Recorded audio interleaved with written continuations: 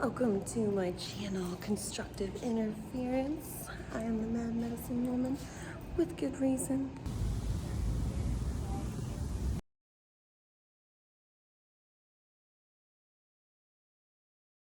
I am American integrity.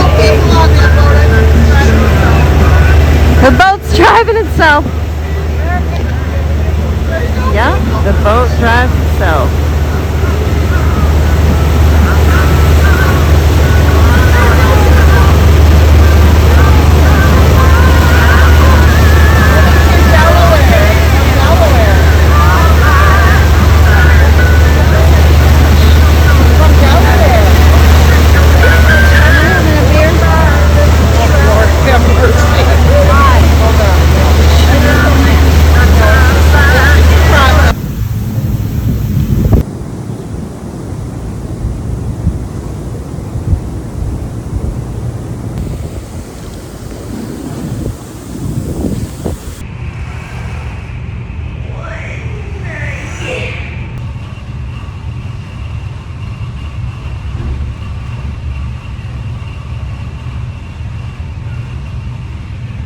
These are new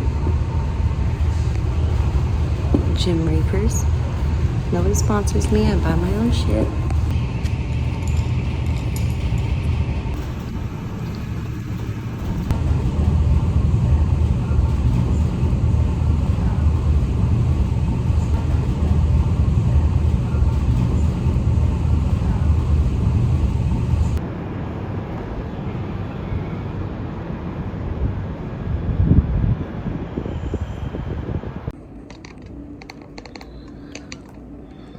Just have to think.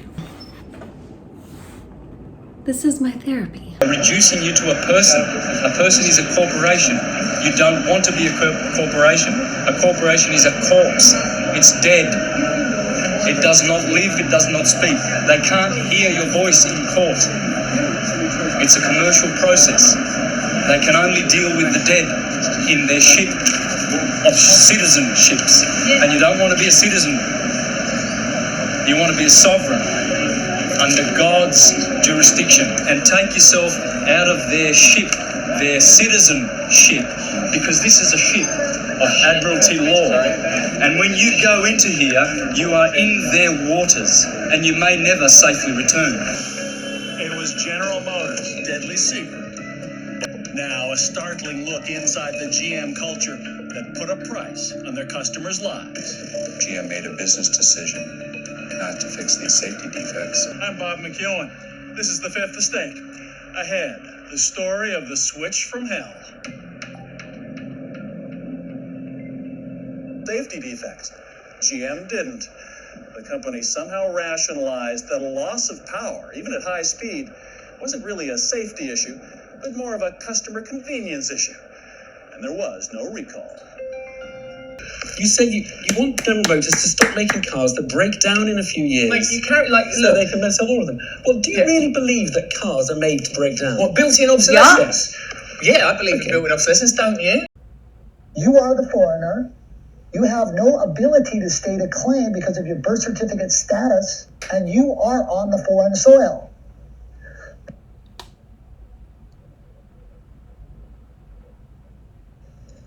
So today we're going to take a look at some of the things that are being done to the American citizens.